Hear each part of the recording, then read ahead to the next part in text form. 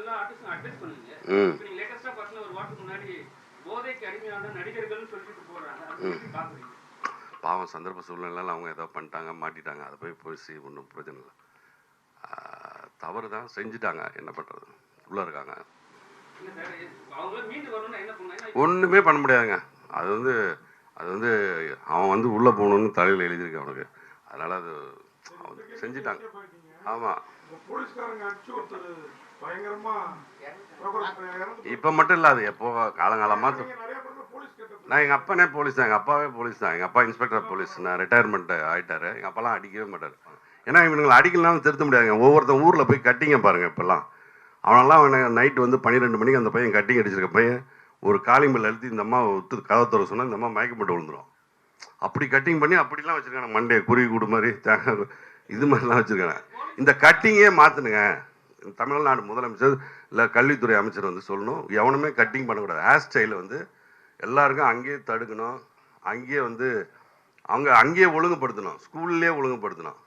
அவன் கட்டிங் பண்ணுறதை கூட தடுக்க முடியாமல் ஒருத்தன் அவங்க அப்பா கட்டிங் பண்ணக்கூடாதுன்னு சொல்லி ஆட்டோவை உடைச்சிருக்கான் ஒரு 10 நாளைக்கு முன்னாடி, 7 நாளைக்கு முன்னாடி.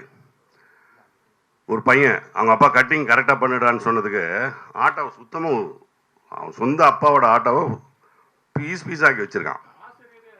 ஆசிரியரே அடிக்கிறான், குத்துறான்.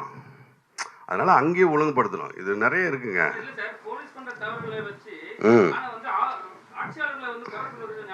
இல்லவே இல்லைங்க. இவன் வந்து அங்கே போய் அவன் டீச்சரை குத்துவான். இது வந்து இங்கே சொல்லிட்டு இருப்பான். அவன் குடிச்சிட்டு ஏதோ பண்ணுறான். அது வந்து முதலமைச்சருக்காக தெரியும். அதுக்கு இதுக்கு சம்மந்தமே கிடையாது. சொல்லுவாங்க சும்மா, ஆட்சியாளர்கள் எதிர்கட்சியாளர்கள் எல்லாம் சொல்லுவாங்க. நடக்கிறத யாரும் தடுத்து முடியாது. சினிமால இருந்து ஒரு மிகப்பெரிய ஹீரோ வந்து அரசியல குதிச்சிருக்காரு. தமிழ் சினிமால இருந்து நிறைய பேர் சப்போர்ட் பண்ணி பயப்படுறாங்க ஆளுங்கட்சியை பார்த்து. போனா ஒருவேளை மாட்டி போகணும், ஏன்னா அவங்க இருக்காங்க. உங்களுடைய கருத்து, நீங்க யாருக்கு சப்போர்ட் பண்றாங்க? எனக்கு வந்து தம்பி விஜய் வந்து ஜெயிக்கணும், வாழ்த்துக்கள். ஆமா, அவருடைய எஃபர்ட்டு அவர் கரெக்டாக வந்து செஞ்சிட்டு இருக்காரு. அவர் வந்து செஞ்ச பிறகு நம்ம விமர்சனம் பண்ணிக்கலாம்.